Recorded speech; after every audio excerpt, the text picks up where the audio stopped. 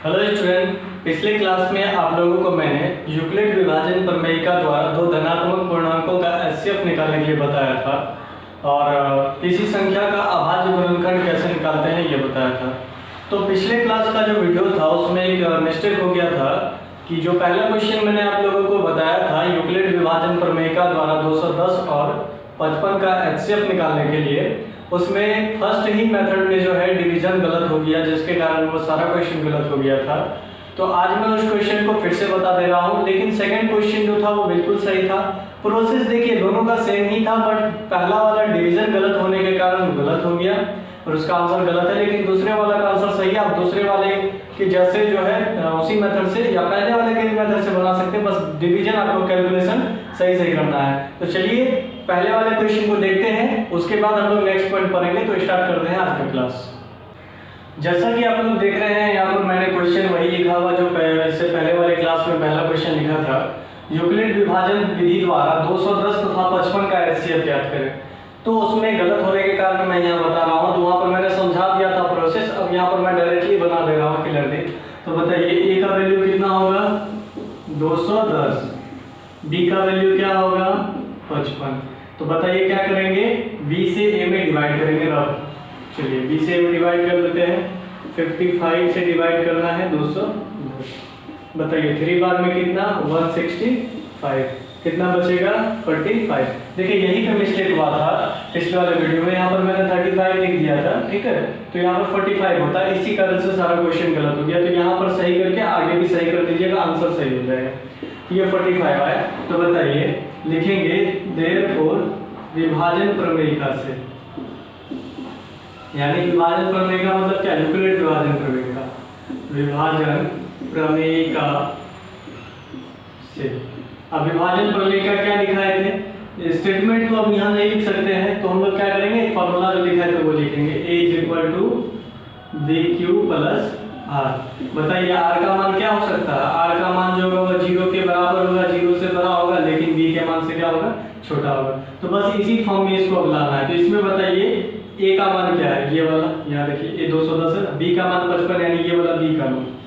अब A और B ये है, तो ये वाला जो भागफल है इसको Q कहा जाता है, ये वाला शेषफल है इसको R कहा जाता है। अब सारा मान है आपके पास, इसमें बैठा दीजिए A B के जगह पे, ठीक है।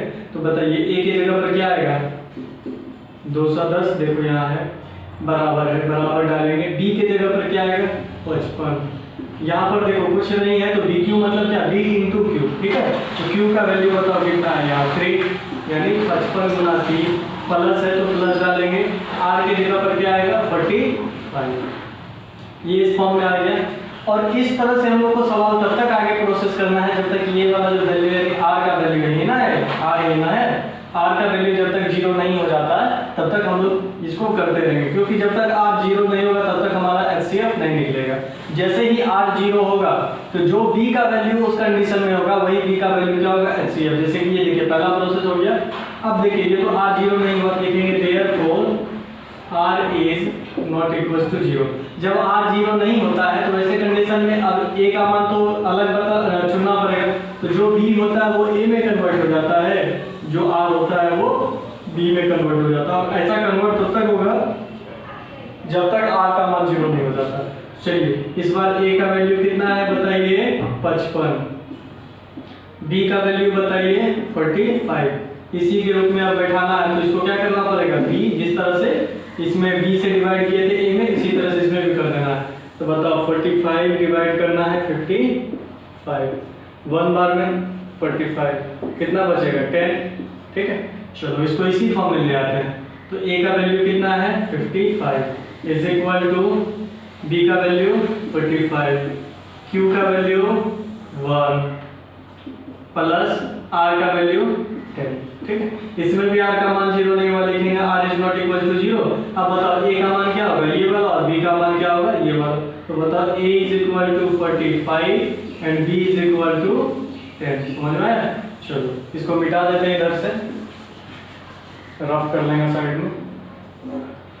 तो बताओ A = 45, B = 10, तो डिवाइड कर सकते हैं। अब आप B से डिवाइड करना है A में, यानी 10 को डिवाइड करना 45 में। तो बताओ कितना आएगा, 10 × 4 = 40, बचा कितना 5, ठीक है, कितना आया 5। अब इसको इस फॉर्म में लिखना है, जैसे इस तरह से लिखें तो इसके लिए क्या फॉर्म होगा, a इज इक्वल टू, चलो याद रखना इसको साइड में जो है याद रखना।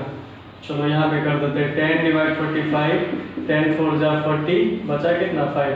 चलो अब यहाँ पे हम लोग इसके रूप में लिख लेंगे a बराबर कितना 45 is equal to b q, यानी b का वैल्यू कितना है 10, q का वैल्यू देखो 4 प्लस r का वैल्यू 5। यहाँ पर भी जो है इसको मिटा दे रहे हैं, यहाँ पर भी r का मान 0 नहीं हुआ तो बताओ a और b का मान चेंज होगा, ये a और ये b। चलो a is equal to 10, b is equal to 5, ठीक है।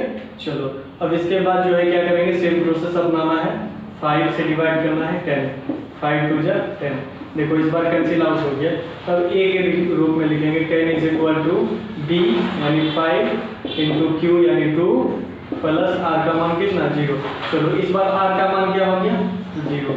तो जिस कंडीशन में r का मान 0 होगा वहां पर जो b का मान होगा, वहां पर जो b का मान होगा वही हमारा क्या होगा बताओ, HCF होगा, फंक्शन क्या होगा। देखो यहाँ पर b का मान क्या है 5, शायद पहले वाले में भी 5 ही आंसर आया था लेकिन वो प्रोसेस गलत था, तो यहाँ पर प्रोसेस सही है, ठीक है।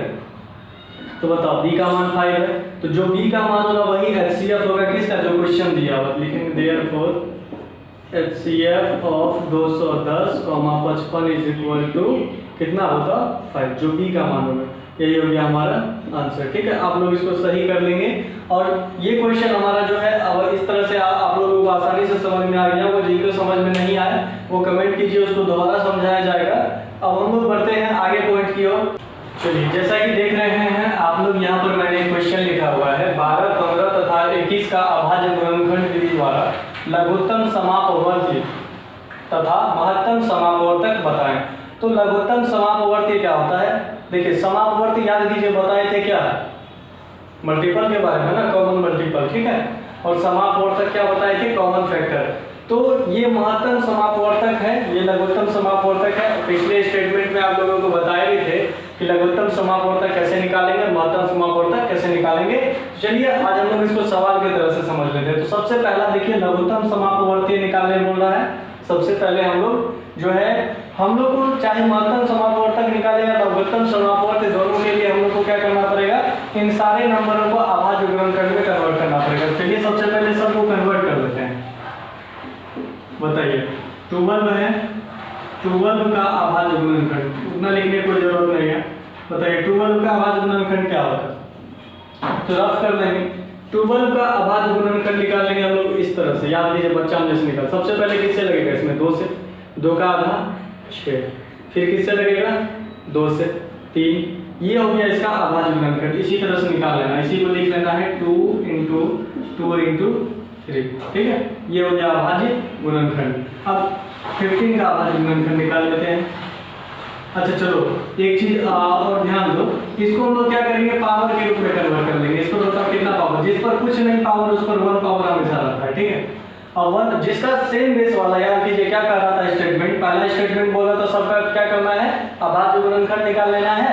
और उसके बाद जो सेम आधार वाला है उसमें से जो सेम आधार वाला है उसके पावर को क्या करना है, एक साथ जोड़ देना है। तो बताओ सेम आधार वाला क्या है ये, तो बताओ दोनों का पावर क्या होगा 1, इसका पावर 1 प्लस इसका पावर 1, ठीक है।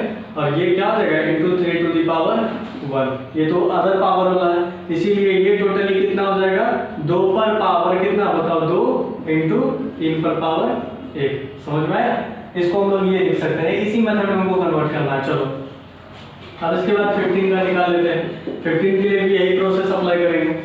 चलो 15 बताओ सबसे पहले किससे लगेगा, सबसे पहले लगेगा 3 से, 3 बचे 15, ठीक है। इसका आ जाएगा 3 इंटू 5, इस पर भी पावर 1, इस पर भी पावर 1, इसका तो बेस सेम है ही नहीं तो ये ऐसे ही रहेगा। 21 का, चलो 21 का निकाल लेते हैं। 21 2 से तो नहीं लगेगा, 3 से लगेगा, 3 7 जा 21। चलो इसका दिया जाएगा 3 to the power 1, 7 to the power 1। अब क्या करना है, देखिए सबसे पहले हमको निकालना है क्या, एलसीएम। पहला एलसीएम यानी लघुत्तम समापवर्ती ऑफ किसका, 12, 15, 21।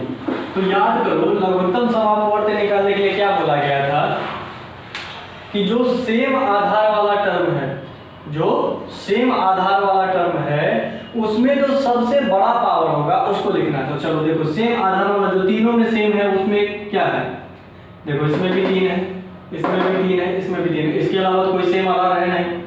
तो इसका 3 पर पावर भी 1 है, इसका 3 पर भी पावर 1 है, इसका भी 3 पर पावर 1 है, तो तीनों तो इक्वल है, किसी में बड़ा है नहीं।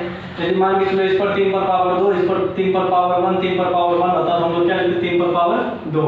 लेकिन सब क्या है, जो सब सेम बेस है, सेम बेस वाले में जो बड़ा वाला पावर होगा, लेकिन यहाँ पर तो सबका पावर सेम बेस वाला में इक्वल है, ठीक है। तो जो इक्वल है वही लिख देंगे, यदि जो बड़ा रहता तो उसको लिखते हैं, ठीक है। यदि यहाँ पर मान के चलो कि 3 टू द पावर 2 होता है, यदि 3 का स्क्वायर होता है, 3 पर पावर 1 होता है, हम लोग इसी को लिखते सेम आधार वाला में, ठीक है। तो यहाँ पर फिलहाल सेम है, तो इसीलिए हमको यहाँ पर जो है 3 टू द पावर 1 ही लिखना पड़ेगा। और क्या था, सेम आधार वाले में सबसे बड़ा वाला पावर, बड़ा वाला है नहीं, इक्वल है तो इक्वल को ही लिख दिए। और उसके बाद क्या करना था, जो सेम नहीं है उसको भी लिख देना। अब जो सेम नहीं है मतलब क्या क्या सेम नहीं है, 2 टू दी पावर 2, और क्या सेम नहीं है 5 टू दी पावर 1, और क्या सेम नहीं है 7 टू दी पावर 1। यही हो गया इसका एलसीएम। इसको आप कैलकुलेट कर लो, 3 टू दी पावर 1 कितना हो जाएगा, 3 ही हो जाएगा। 2 पर पावर 2 कितना 4, 5 पर पावर 5 ये 1, 5 ही हो जाएगा। 7 टू दी पावर 1 7। अब इसको मल्टीपल करो, 3 4 जा 12, 12 5 जा 60, और 67 जा 420। ये हो गया एलसीएम इन नंबरों का। अब आज गुणनखंड विधि द्वारा ऐसे निकालते हैं। अब एचसीएफ देखो, एचसीएफ में कोई लंबा प्रोसेस नहीं, वो सिंपल है। HCF of 12 15 21। अब एचसीएफ 12 15 21 का क्या होगा, तो एचसीएफ के लिए क्या हम बताया गया था, याद कीजिए कि सबसे पहले अभाज्य गुणनखंड निकाल लिए हैं। उसके बाद जो सेम आधार वाला है उसमें सबसे छोटा वाला बेस लिखना है। तो सेम आधार वाला तो एक ही हुआ है ना, 3 3 3, ठीक है। तो इसमें कोई छोटा कोई बड़ा तो है नहीं, सबका पावर सेम है, तो जो पावर सेम है उसी को लिख देना, ठीक है। 3 टू दी पावर 1। और क्या करना है, असमान आधार वाले को छोड़ देना। तो इसमें असमान आधार वाला क्या करना, नहीं देना, मतलब सिर्फ 3 ही होगा, सेम आधार वाला को ही लेना है। और उसमें जो सबसे छोटा पावर होगा, तो इसमें कोई छोटा है नहीं, ये सेम है, इक्वल है पावर, इसीलिए जो है इसको हम लोग 3 टू दी पावर 1 लेंगे। अभी एक और क्वेश्चन इस पर बताएंगे, आसानी से समझ में आ जाएगा। तो बताइए एचसीएफ कैसे निकल गया, एचसीएफ इसका निकल गया 3 और एलसीएम कितना निकल गया 420। चलिए देखते हैं एक और क्वेश्चन इस पर। चलिए देखिए एक और क्वेश्चन हम लोग उस पर देख लेते हैं। एक क्वेश्चन है 24 15 36 का एलसीएम एवं एचसीएफ अभाज्य गुणनखंड विधि द्वारा निकालना है। तो अब इसका एचसीएफ निकाला अभाज्य गुणनखंड विधि द्वारा, और एलसीएम भी निकालना है। तो एलसीएम निकाले या एचसीएफ, सबसे पहले अभाज्य गुणनखंड निकालना पड़ेगा दिए गए संख्याओं का। अभाज्य गुणनखंड यदि आप लोगों को समझ में पिछले वीडियो में नहीं आया तो अभी फिर से समझाएंगे, ठीक है। इसी में समझा देते हैं, और कैसे एचसीएफ और एलसीएम निकालते हैं उसको भी देखते हैं। तो चलो सबसे पहले सबका जो है अभाज्य गुणनखंड लिख लेते हैं। 24 का अभाज्य गुणनखंड देखो कैसे निकालेंगे। 24 ये इसको लिख लिए यहाँ पर, फिर यहाँ पर रफ करते हैं 24 के लिए। 24 सबसे पहले किससे कटेगा, उससे घटाना, जब तक जिस नंबर से कटते रहेगा उस तक कटा, छोटा से बड़ा तक जाना।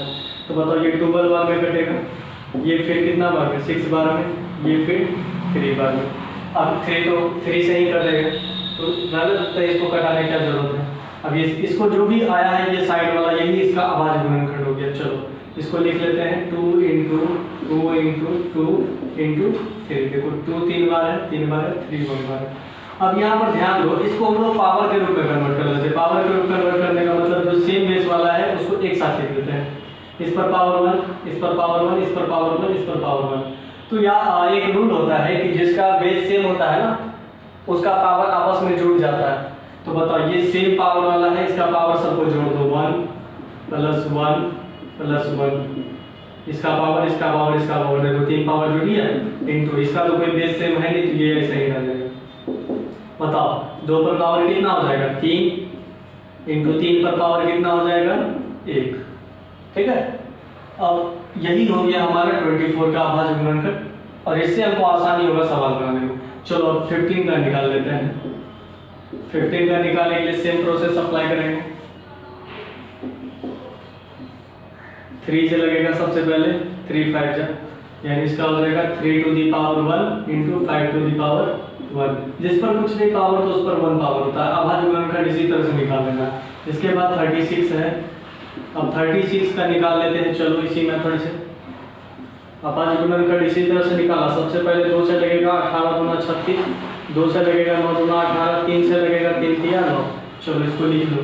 अच्छा, इस बार जनरली अवज्ञा करने की जरूरत नहीं, बता 2 कितना बार, 2 बार है, तो जितना बार रहेगा 2 पर पावर उतना आएगा। 2 पर पावर 2, 3 2 बार है, इंटू 3 पर पावर 2। चलो यहाँ पर ही समझ में आ जाएगा छोटा बड़ा कैसे लेते हैं। अब हमको सबसे पहले निकाल लेते हैं एचसीएफ, क्योंकि एचसीएफ बहुत ही आसान है। पहले एचसीएफ एलसीएम कुछ भी निकाल सकते हैं, कोई दिक्कत नहीं है।